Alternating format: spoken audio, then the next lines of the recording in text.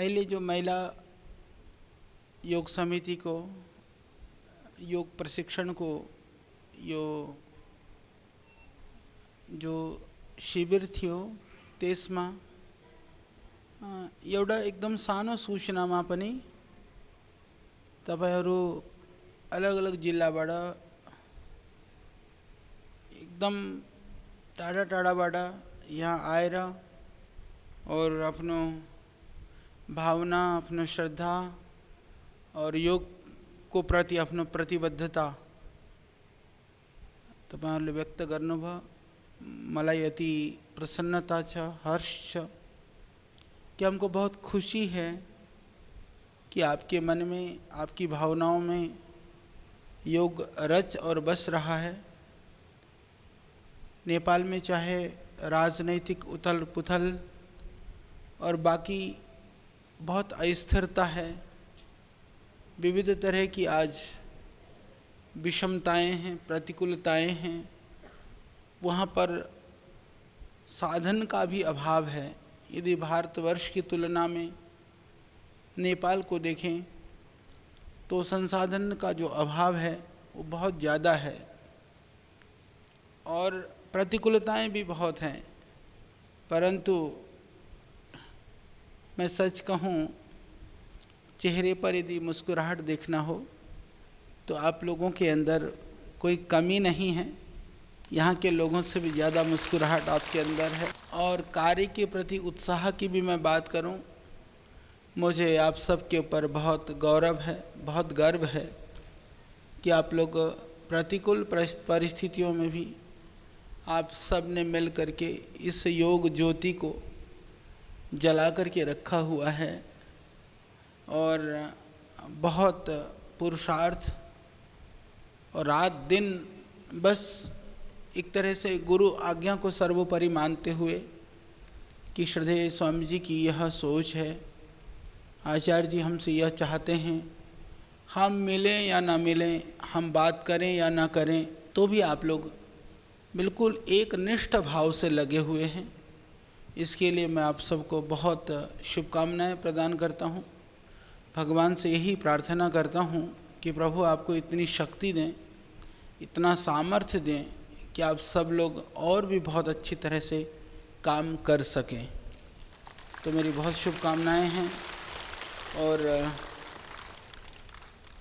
इधर से भाई हमारे लवदेव जी, आप सबको पता है कि पूरे नेपाल के कोने कोने में पहुंच करके अपना जितना सामर्थ्य है, जितना समय है, उसको पूरा लगा रहे हैं। साथ में बहन अर्चना पूरी तरह से ये लगी हुई है, जितना भी इनके जितना भी सामर्थ्य रहता है, खूब भाग दौड़ करती हुई, जितने भी कम से कम साधनों में भी ये दौड़ती रहती है। ये रीता देखो, छोटी सी है, इसकी शक्ल देख लो। अभी सारे बच्चे इसी की जिम में हैं, इसको बड़ी सी माँ बना दिया। सारे बच्चे इसको सुपुर्द हैं वहाँ पर, भूकंप वाले, ये संभाल रही है। एक बहन और गई है अभी यहाँ से, वो ऐसे आसाम की है पर बहुत समर्पित भावना से वह भी काम कर रही है।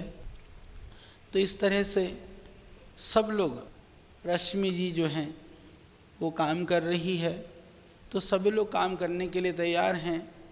परंतु मैं जानता हूँ कि सबसे बड़ी जो समस्या है वहाँ पर संसाधनों की बड़ी समस्या है।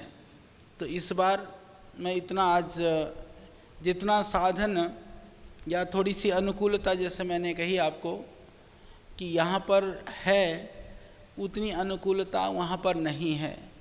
यहाँ पर हमारे जो जिला प्रभारी हैं, प्रांत प्रभारी हैं, उनको मोबाइल है, दूसरे साधन हैं, कुछ न कुछ बाकी संसाधन हैं, वो यहाँ दिया हुआ है काम करने के लिए, जिससे काम कर सकें। परंतु नेपाल में मैं आपको कहूँ कि अभी तक, क्योंकि दो कारण से, एक तो यहाँ से ट्रस्ट का जो फंड ट्रांसफ़र थोड़ा कठिन होता है, लीगली बहुत कठिन है, इसीलिए भी नहीं हो पाया। और बाकी हम सोच रहे थे कि सारी व्यवस्थाएं हम बहुत अच्छी कर लेंगे या बहुत जल्दी बहुत अच्छा कुछ होगा और वहीं पर ही संसाधन पैदा करके हम वहाँ के लिए एक व्यवस्था शुरू कर देंगे, उसमें भी समय लग रहा है। तो आज मैंने श्रद्धेय स्वामी जी से निवेदन किया कि सुबह अब हमने ये सोच लिया है, बहुत ज़्यादा तो नहीं, जितने भी आप लोग में से जो बहनें जो अपने घर के आसपास में शिविर लगा रही हैं वो तो आपको लगाना ही है, और जितने भी क्षेत्रों में और भी कक्षाएं शुरू कर सकती हैं उनको करना है। और जो थोड़े से एक्टिव हैं, चाहे वो जिला स्तर पर, चाहे आप अंचल के स्तर पर, या कहीं नेपाल में अलग अलग जगह पर जा कर के काम कर सकती हों, घर से कुछ समय निकाल सकती हों, तो इधर अर्चना जी या भाई लवदेव जी से संपर्क करते हुए आपको नेपाल के कोने कोने पे जा कर के काम करने के लिए भी सुविधा हो, बहनों के लिए भी और भाइयों के लिए भी। इसके लिए हमने ये तय किया है। मैं बता दूं आपको कि ये व्यवस्था तुरंत हो गई है। जब आप घर से बाहर रहते हैं तो जो आपका मोबाइल का खर्चा है, बस आदि का जो एक्चुअल खर्चा है वह संस्थान देगी आपको, वह बर्डन आपके ऊपर नहीं आएगा। तो ये व्यवस्था भी कर दी गई है। और हम ये भी देखना चाहते हैं कि अभी आने वाले कम से कम 3 महीने में, लवदेव जी 3 महीने में आप हमको रिपोर्ट दे देना कि मैं ये देखना चाहता हूँ। हालांकि अभी बरसात का मौसम है, इन बारिश में थोड़ा सा काम करना कठिन हो जाता है। उसके बाद फिर आप लोगों का वो शुरू हो जाएगा, वो दशहरा वो तिहार, और फिर सब उसमें सब अस्त व्यस्त हुन्छ। त्यसपछि फेरि सर्दी सुरु भइहाल्छ, फेरि ठन्डमा त्यत्तिकै हुन्छ। तो फेरि पनि अहिलेदेखि नै सुरु गरिदिने हैन, किन भन्दा शास्त्रमा शुभस्य शीघ्रम अशुभस्य कालहरणम, ये शास्त्रोक्ति हो, नीति शास्त्र को कथन हो कि हामीले केही राम्रो काम गर्ने हो, राम्रो कुरा हाम्रो हृदयमा आउँछ भने त्यसलाई गर्नको लागि हामीले एकदम पनि मतलब विलम्ब गर्ने हैन, देर गर्ने हैन। तो जति चाँडै हुन सक्छ, जति छिटो हुन सक्छ हामीले गर्ने। और जो हाम्रो मनमा केही शुभ आउँछ भने, कोही नराम्रो कोही विचार आउँछ भने त्यसलाई चाहिँ नि एकदम देर गर्ने, ढिलो गर्ने। तो ये शास्त्र को कथन हो। तो शुभ से शीघ्रम, कि जो राम्रो विचार आए भने त्यसलाई तत्काल पूरा गर्ने प्रयास गर्ने। हो सकता है कि जो हमारे मन में जो शुभ संकल्प आया है वो दोबारा पता नहीं कब तक रहेगा। इसीलिए जो भी शुभ आए उसको पूरा करने में बिल्कुल भी आप देर ना लगा कर के करना। इसीलिए वर्षा हो, जितने अभी कर सकते हो अभी भी करो। दसैं तिहार जो उसको समय में भी जितना हो सकता है कर लेना, सर्दी में भी कर लेना, सर्दी के बाद भी करना। क्योंकि नेपाल में ठुलो काम गर्ने हो, ठुलो योजना छ। पूरा विराटनगरबाट लिएर यता काठमाडौँबाट लिएर थुप्रै ठाउँमा, कई ठाउँमा तपाईहरुलाई थाहा छैन, अहिले अलिअलि जग्गाहरू पनि हामीले सबै जग्गाहरू इकट्ठा गरिसकेका छौँ। संगठनको रूपमा तो राम्रो काम भइरहेछ। संस्थाको स्वरूप राम्रो भएपछि एउटा पब्लिकली जो इमेज पनि, किन भन्दा अहिले तो सबै कुरा लगभग संगठनमा आफूले नै कहीं पनि कक्षा लगाउने, कहीं पनि जग्गा तयार गराउने, संस्थानको एउटा जो ठुलो स्वरूप हुनुपर्छ त्यो अहिले छैन। तो पनि हामीले चाँडै नै खडा गरिन्छ। और अहिले शायद जो बाहिरबाट यताउताबाट काठमाडौँ पहुँचते तो खाना रहने व्यवस्था तो हो रखी नहीं हो रखी, त्यसलाई अलिकति अरू व्यवस्थाहरू पनि ठिक गरिदिन्छु मैले। त्यो पनि अहिले एकपालि हुनसक्छ कि 1-2 महिनापछि यदि आउने अनुकूलता भएमा म वहाँ आएर त्यो पनि मैले हेर्छु। अलिकति देखो, एक बात और है शास्त्रों में, वो कहते हैं कि शीघ्रता के लिए भी समय की आवश्यकता होती है। यानी कि हामीले सबै एकदम चाँडो भन्दाखेरिमा चाँडै गर्नको लागि पनि तो अलिकति समय चाहियो। तो त्यो समयको अलिकति आवश्यकता छ। धैर्य राख्नु। बिल्कुल जस्तरी अहिलेसम्म तपाईहरु चाहिँ काम गरिरहनु भएको छ, शिविर लगाइरहनु भएको छ, त्यसरी नै गरिरहनु। और बहुत चाँडै हामीले केही न केही अरू राम्रो व्यवस्था गर्न सकिन्छ। तो फिलहाल क्योंकि आप लोग आए, आप लोग काम कर रहे थे, मेरे मन में बहुत भावना भी थी। श्रद्धेय स्वामी जी और हम लोग सुबह बैठे थे तो हमने तय कर लिया है कि आपका कम से कम योग शिविर लगाने के लिए यदि आपकी रुचि है और आप घर से बाहर निकलना चाहते हो तो कम से कम जो खर्चा है वो आपके ऊपर बर्डन न पड़े और आप जाकर के लोगों को अच्छी तरह से योग सिखा सकें, इसकी व्यवस्था कर दी गई है। और केही कसैलाई केही सोध्न छ भने और कार्य की व्यवस्था में कि अहिले जसरी चलिरहेछ त्यसरी नै चलाइरहने, अहिले केहीमा अलि परिवर्तन केही गरेका छैन, किन भन्दा अहिले त काम गर्नेलाई मौका नै पाएको छैन, त हामीले के पद बदलेर त हुँदैन नि। काम गर्ने मौका भएमा हुन्छ, त काम गर्ने मौका दिनको लागि अहिले हामीले त्यो व्यवस्था गरेको। और अलिकति संसाधन भएपछि फिर तपाईहरुको चाहिँ इभ्यालुएसन जो है नि कि कसको कति क्षमता छ, कसले कति आउटपुट दिन सक्छ, या कति चाहिँ नि तपाईहरु घरबाट बाहिर निक्लेर गएर काम गर्न सक्नुहुन्छ, त्यो चाहिँ नि हामीलाई अलिकति उ हुन्छ, अरु पनि थाहा हुन्छ। त्यसपछि फेरि जिम्मेदारीमा पनि केही गर्न परेमा त्यो पनि गरौँला, ठीक छ नि। तो त्यही भएर अहिले चाहिँ नि सिर्फ काम गर्नु पद आदिकोमा जसरी जो छ, सिर्फ अहिले मैले चाहिँ नि रिता एउटा भनिदिएको कि उहाँ बच्चाहरूलाई पनि हेर्दै हेर्दै योग प्रशिक्षकको रूपमा अर्चनाजीको सँग योग प्रशिक्षकको रूपमा चाहिँ नि, किन भन्दा रिताले यहाँ रहेर वेद उपनिषद पनि पढेको, अलिकति योग्यता पनि पाएको, तो सिकाउनको लागि सजिलो हुन्छ। तो जहाँ पनि शिविर लगाउनलाई तपाईहरुलाई सहयोग चाहिएमा रिताजीसम्म अलिकति अनुकूलता भएमा त्यो चाहिँ नि आएर सहयोग गर्छिन्। यति मैले त्यसलाई काम लगाइदिएँ। आजको यस कार्यक्रममा म सम्माननीय प्रधानमन्त्रीज्यू तथा आजका प्रमुख अतिथिज्यूलाई आफ्नो शुभकामना मन्तव्यको लागि म हार्दिक अनुरोध गर्न चाहन्छु। आज अन्तर्राष्ट्रिय योग दिवस हामीले अत्यन्तै उत्साहका साथ उल्लासमय वातावरणमा मनाएका छौँ।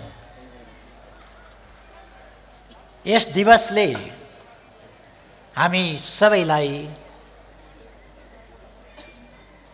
स्वस्थ शरीर, स्वस्थ विचार, त्यसका निम्तिका हाम्रा प्रयासहरू केन्द्रित गर्न प्रेरणा प्रदान गरोस्। सबैमा सुस्वास्थ्यको निम्ति, आरोग्यताका निम्ति हार्दिक शुभकामना व्यक्त गर्न चाहन्छु। योग एउटा स्थान विशेष, जाति विशेष, धर्म विशेष, देश विशेषका लागि मात्रै होइन, समग्र विश्व र सम्पूर्ण मानव जातिका लागि यो लाभदायक छ र सबैको यो साझा ज्ञान हो, साझा सम्पत्ति हो। हाम्रा पूर्वजहरूले असाधारण धैर्यता, लगन र प्रयासहरूबाट योगको विकास गरेका थिए। आज विश्वमै मानव जातिले योगबाट लाभ लिन सक्दछ र लिइरहेको छ। अब योगका क्रियाहरू प्रारम्भ हुन्छन्। प्रथम चरणमा सासलाई छोड्दै घाँटीलाई अगाडितिर कम्मरमा हात लगाएर घाँटीलाई अगाडितिर लग्छौँ। श्वास तान्दै पछाडितिर लग्छौँ। फेरि श्वासलाई छोड्दै अगाडितिर, फेरि पछाडितिर। उच्च रक्तचाप, मुटुका बिरामी धेरै पछाडि लाँदैनौँ। यो प्रक्रिया 3 पल्ट गरिसकेपछि यसपछि श्वासलाई छोड्दै दाहिने साइडतर्फ जान्छौँ, टाउकोलाई लगेर जान्छौँ। श्वास तान्दै बीचमा ल्याउँछौँ। फेरि श्वासलाई छोड्दै देब्रेतिर जान्छौँ। श्वासलाई तान्दै दाहिनेतिर, यसलाई पनि 3 चक्र गर्छौँ। दाहिने अनि देब्रे श्वासका साथमा। गर्दनका लागि असाध्य प्रभावकारी विधि हो। त्यसपछि यसको तेस्रो चरण, टाउकोलाई दायाँतिर यसरी घुमाउँछौँ। फेरि बीचमा ल्याउँछौँ। फेरि देब्रेतिर लगेर जान्छौँ। पुरा रोटेट गर्छौँ श्वासका साथमा। जुन विधि श्वासका साथमा हुन्छ त्यसैको नाम योग हो। घडीको चालमा पनि अनि घडीको विपरीत चालमा पनि। बिस्तारै हात माथितिर उठाउँछौँ, बिस्तारै बिस्तारै बिस्तारै। हात एकछिन रोकिन्छौँ, श्वासलाई छोड्दै तल ल्याउँछौँ। श्वास तान्दै माथि, श्वासलाई छोड्दै तल। श्वासलाई तान्दै माथि, श्वासलाई छोड्दै तल। श्वासलाई तान्दै माथि, श्वासलाई छोड्दै तल। विपरीत दिशाबाट पनि यसलाई सञ्चालन गर्छौँ। विपरीत दिशाबाट गर्दा पनि श्वास तान्दा हात माथि जान्छ, श्वासलाई छोड्दा हात तल।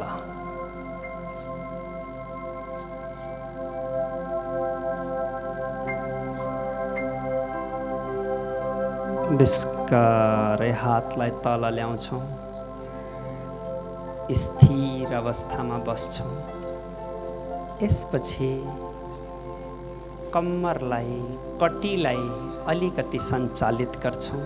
हातलाई बिस्तारै उठाउँछौँ, एक आपसमा प्यारलल गरेर हातलाई उठाउँछौँ। श्वासका साथ छोड्दै दाहिनेतिर जान्छौँ। देब्रे हातको कुइना, दाहिने हातको कुइनामा देब्रे हातको औँलाले छोस्। एकछिन रोकिन्छौँ,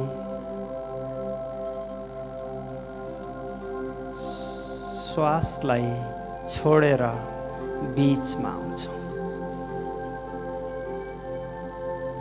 श्वासलाई लिँदै बीचमा आउँछौँ, छोड्दै साइडतिर जान्छौँ, अर्को साइड, देब्रे साइड। त्यसरी नै पहिलो अवस्था जस्तो थियो। एकछिन रोकिन्छौँ, फेरि बीचमा आउँछौँ। विश्राम। घुँडाका लागि सूक्ष्म व्यायाम, घुँडा सञ्चालन। हातलाई तनक्क अगाडितिर प्यारलल बनाउँछौँ, बिस्तारै तलतिर बस्न खोज्छौँ, मानौँ कि हामी कुर्सीमा बस्दैछौँ। एकछिन रोकिन्छौँ, फेरि माथि उठ्छौँ। एकपल्ट, एक चक्र अरू।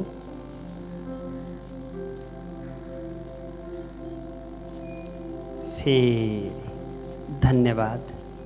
हातलाई तल।